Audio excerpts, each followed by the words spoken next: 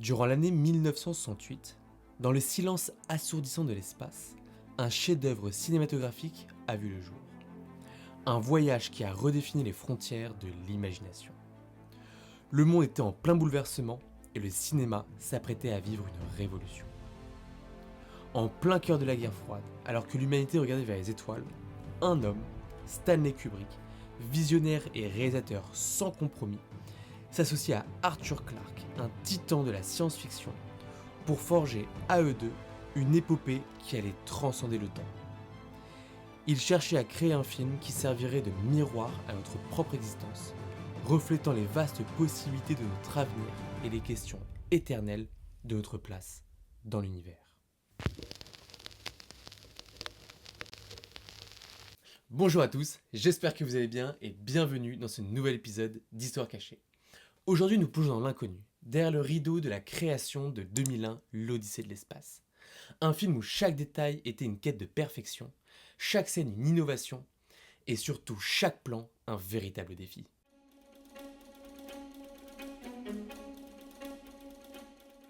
Bon, avant de décoller vers les étoiles et d'explorer ce projet qui est quand même totalement fou, on va prendre quand même un tout petit moment pour présenter brièvement les génies qui sont à l'origine de ce projet.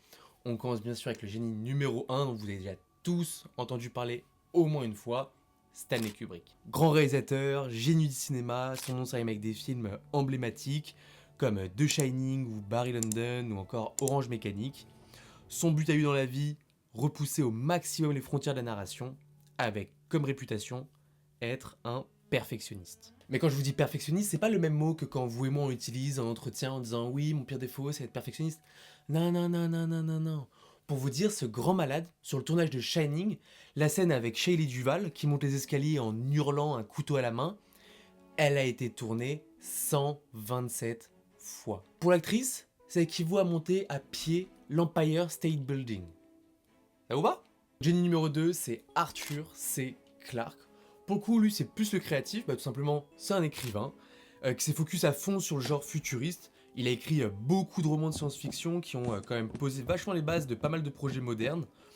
En plus de ça, à la base, c'est plus un scientifique dans l'âme. D'ailleurs, qu'il a poussé à créer un peu des ponts entre ses romans de science-fiction et la réalité, en créant dans ses livres des outils un peu futuristes pour l'époque, qui s'ancrent maintenant parfaitement dans notre quotidien. Et ces deux-là, ils avaient un objectif commun, simple, repousser au maximum les limites de ce que le cinéma pouvait représenter. Bon, je vous ai vraiment fait une présentation express de nos deux antagonistes, juste pour avoir les bases un peu de qui se cache derrière ce projet faramineux. Maintenant, accrochez vos ceintures et embarquez avec moi, un film de légende et une odyssée.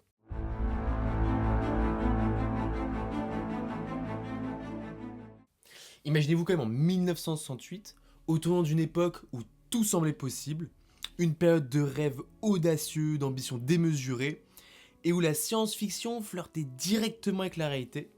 Et dans ce même monde des possibles, deux grands esprits brillants se rencontrent, et ensemble, ils sont unis pour créer non pas un film, mais une prophétie visuelle du futur, afin de donner à réfléchir, élever la conscience, et surtout, innover dans la manière de voir et de concevoir l'avenir.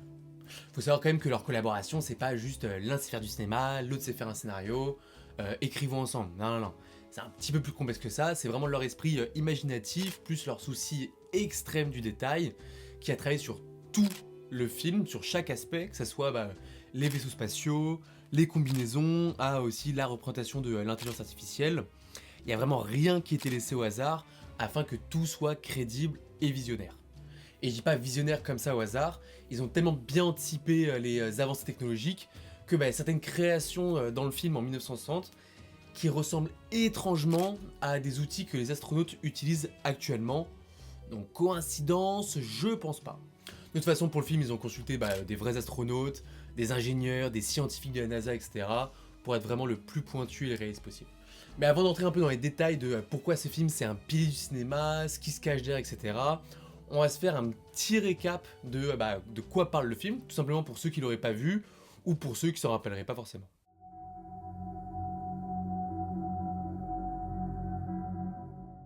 Le film commence quelques millions d'années en arrière, avec la scène qui s'appelle The Dawn of Man, c'est la scène du début, On va se retrouver dans le désert avec des primates qui découvrent un mystérieux monolithe noir qui permettrait un peu de stimuler leur intelligence et marque le début de l'évolution humaine, à travers notamment l'utilisation d'outils. Puis petit bond de quelques 4 millions d'années plus tard pour se retrouver forcément en 2001, et là on va découvrir un autre monolithe, cette fois-ci sur la Lune, qui va lancer alors une mission spatiale vers Jupiter, à bord du vaisseau Discovery 1, avec Dave Bowman et Frank Poole, et 4 autres astronautes qui sont cryogénisés, et un ordinateur doté d'une intelligence artificielle qui lui va contrôler le vaisseau, le HAL 9000. Bon là je vais giga spoil, donc en vrai ceux qui veulent découvrir le film par eux-mêmes, je vous mets le timecode ici dans ce petit carré imaginaire, et pour les autres, let's go. Du coup, HAL 9000, notre intelligence artificielle qui gère un peu tout le vaisseau et qui est censée être infaillible, elle commence à présenter des petites défaillances, voire être bancale. Du genre, elle va débrancher les 4 astronautes endormis, par exemple, ou en tuant tout simplement Dave Bowman, ce qui va derrière obliger Frank Poole à le débrancher. Puis après ça, on arrive un peu sur la fin du voyage et du film par la même occasion. Frank Poole, du coup, il arrive à côté de Jupiter, il découvre un nouveau monolithe en orbite autour de Jupiter. Puis après là, Kubrick, il s'est lâché autour d'une séquence totalement psychédélique que je vous mets maintenant.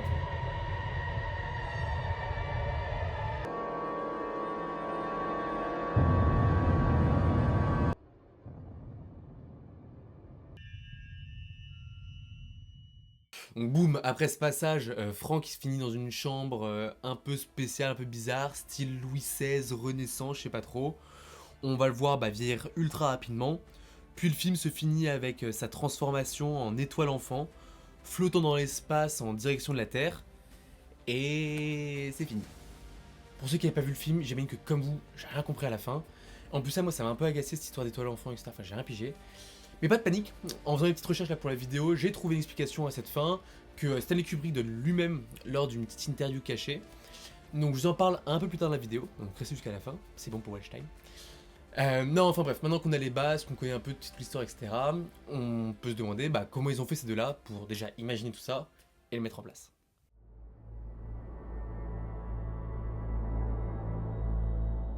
À la base, Stanley Kubrick, lui, vient de la photographie, et d'ailleurs, ça se fait ressentir vachement dans ses précédents films. Mais dans celui-ci, qui est quand même son 8e film, il a couplé son expérience de photographe et de réalisateur à sa rigueur pour créer de chaque scène un tableau vivant et faire de chaque prise vraiment un moment parfait. Pour ce faire, du coup, des artistes, des techniciens, des ingénieurs, ils ont dû vraiment briser les codes. Par la même occasion, ils ont mis en place des techniques un peu révolutionnaires, comme des maquettes ultra détaillées d'un vaisseau spatial.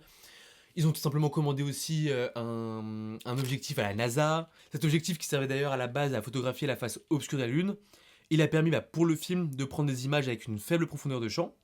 Ça a permis de créer une esthétique unique et intime qui avait encore jamais été vue au cinéma avant. Tout ça couplé avec des effets visuels bluffants, bien avant l'ère du numérique. Je vais pas non plus vous bombarder d'infos sur tous les détails, mais en gros sur tous les gadgets, tous les écrans de contrôle des vaisseaux, etc. Kubrick il a tout simplement consulté des sociétés d'aéronautique et des agences spatiales pour qu'il soit le plus plausible possible. Et comme vous l'imaginez pour le film, il a pris des centaines de prises juste pour une seule scène. De toute façon sa devise à lui c'était « Il n'y a pas de place pour le à peu près, seulement pour l'absolu ». Non je déconne, c'est moi. En vrai je trouve que ça lui va bien. On parle un peu de son envie d'innover et de réaliser quelque chose de possible, et vous n'allez pas être déçus. Dites-vous que Kubrick, il a poussé l'innovation à tel point que ça, il l'a réalisé tout simplement en vrai. On se parle d'un décor pour la route centrifuge qui pesait plus de 9 tonnes et qui a coûté environ 750 000 $ à l'époque, soit plus de 6 millions d'euros actuels. S'ajoute à ça mon moment préféré de la vidéo. En gros, pour le tournage, ils ont utilisé une technique qui s'appelle le front projection. C'est une technique où on va projeter une image de décor sur un écran derrière l'acteur pour ne pas avoir besoin d'un décor. Et cette technique, du coup, ils l'ont notamment utilisée pour le décor de la Lune. Donc je pense que vous commencez à voir où est-ce que je vais en venir. Mais en gros, en pleine guerre froide et en pleine course à l'espace, et surtout un an avant le premier pas sur la Lune, beaucoup de personnes y ont vu là la grande preuve de la théorie du complot, comme quoi on n'aurait jamais marché sur la Lune, blablabla. Et que du coup ça serait Kubrick qui aurait réalisé l'alunissage de 69 pour la NASA, et etc, etc, etc. Bref, ça m'a fait rire de retomber là-dedans. Et je pense que de toute façon c'est une histoire que tout le monde connaît là-dessus. Et d'ailleurs du coup son perfectionnisme il s'est pas du tout arrêté là. Même son final cut il a pris des plombes. Il a d'ailleurs supprimé environ 19 minutes du film après avoir présenté le film à plusieurs publics, en disant que le public n'avait pas besoin de autant de guidage durant le film. Ce choix il permet quand même au spectateur d'être un peu libre de réfléchir un peu par lui-même, pas être guidé à fond et un peu de comprendre le film comme il veut et de l'interpréter comme il veut, notamment sur cette fin bien sûr, et ça permet au spectateur de se développer lui-même dans le récit. Et d'ailleurs c'est la suite de la vidéo, on va enfin dévoiler le mystère derrière cette fameuse fin énigmatique. Let's go!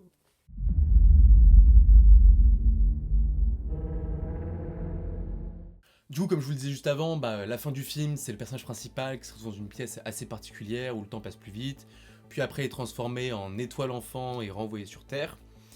Cette fin qui, on va pas se mentir, est assez particulière. Stanley Kubrick, lui, il a jamais voulu expliquer, tout simplement parce que, comme je vous le disais juste avant, il voulait laisser le spectateur libre de son interprétation. On comprend juste grossièrement que la fin, c'est une évolution ultime de l'humanité assez particulière. Mais pour vous, je suis allé chercher une explication, après avoir fouillé, creusé, enquêté, investigué ce que vous voulez, pendant au moins 5 bonnes minutes, et j'ai fini par trouver. L'anecdote est assez sympa, donc installez-vous bien. En gros, en 1980, pendant que Kubrick travaillait sur Shining, un réalisateur dont j'ai décorché le nom, Junichi Yao, a filmé une interview particulièrement rare, où Stanley discute du coup de la fin de 2001, et je dis rare parce que l'interview en question avait été totalement perdue et jamais diffusée, jusqu'en 2018, où elle a été retrouvée lors d'une vente aux enchères. Et alors dedans, Kubrick explique concrètement, et je cite, que Dave, le personnage principal, est enlevé par des entités semblables à des dieux, et placé dans un zoo humain, où sa perception du temps est altérée. Et du coup, la pièce dans laquelle il est serait une réplique inexacte de l'architecture française, et elle est choisie par ces entités pour son esthétique supposée agréable. Et finalement après, Dave est transformé en un être supérieur, une sorte de Superman. Je continue de citer, vraiment j'invente rien. Et après ça, il est renvoyé sur Terre pour y commencer un nouveau chapitre de l'évolution humaine. Could you give us an answer? I tried to avoid doing this ever since the picture came out because when you just say the ideas, they sound foolish, whereas if they're dramatized, one feels it. But I'll try. Bon, on aime pas, dans tous les cas, c'est sa vision de réalisateur et il faut la respecter. Ça permet quand même d'avoir une explication pour la fin et de la digérer un peu mieux. En plus de ça, en vrai, une fin de film qui prête à débattre, c'est toujours agréable. Surtout sur un film qui continue d'influencer des générations et des générations. Et en plus, ça me permet de trouver une transition parfaite pour la prochaine partie.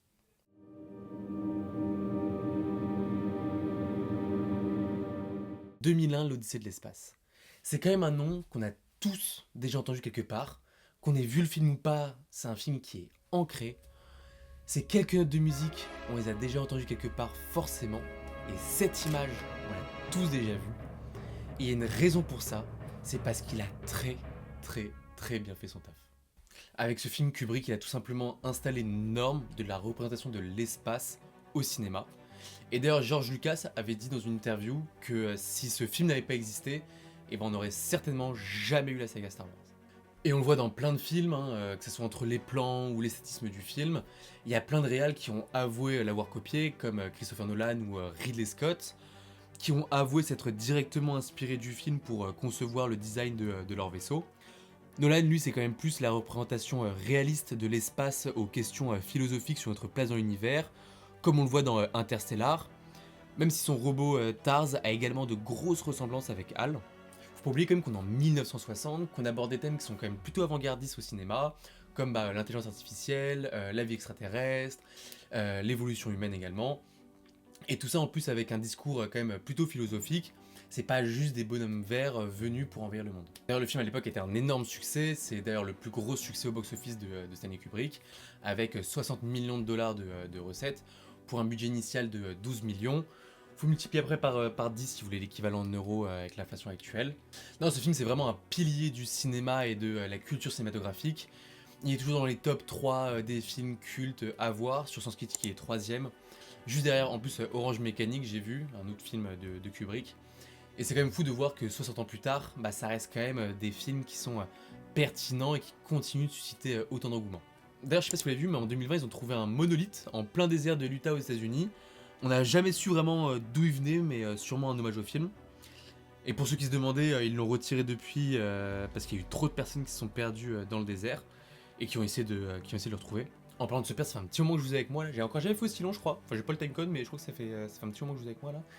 J'espère que ça vous plaît un peu ce format un peu plus long. De toute façon, on arrive bientôt au terme de notre Odyssée. Odyssée de l'espace. Vous l'avez. C'est nul. Mais je le garde.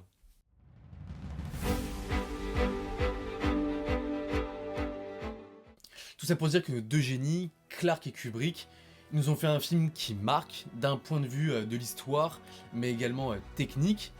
Mais par contre, on peut pas dire un film comme on n'en fait plus, ça je suis pas d'accord. Parce qu'on a plein de films qui techniquement cassent absolument tout. Je pense que dernièrement, le gros exemple, c'est Avatar. Mais avec 2001, on a un film qui fait réfléchir. Avec ce film, on va se poser des grandes questions comme d'où venons-nous, qui sommes-nous et où allons-nous. Avec ce film, chacun y va de sa propre interprétation. Certains y verront là un film de survie et de découverte, d'autres une méditation sur l'intelligence artificielle et notre future coexistence avec elle, et pour d'autres encore, un rappel que dans notre quête de connaissance, le plus grand mystère à résoudre reste nous-mêmes. Bon, j'espère que ça vous a plu, moi j'ai adoré écrire, tourner cette vidéo, et en vrai j'espère que ça se ressent quand même un petit peu. Derrière ça faisait un petit moment que j'avais rien fait, donc ça fait d'autant plus plaisir. Je suis un petit moment forceur, mais en vrai, n'hésitez pas à lâcher un petit like, un commentaire, à vous abonner si c'est pas déjà fait, c'est le seul moyen d'aider la chaîne et de donner de la force. Et ça me donne vraiment de la force de ouf. Surtout les petits commentaires qui font plaisir, des nouveaux et tout, ça fait trop plaisir. Bref, moi je vous dis à dans 2 semaines pour un nouvel épisode d'Histoire Cachée. Ciao!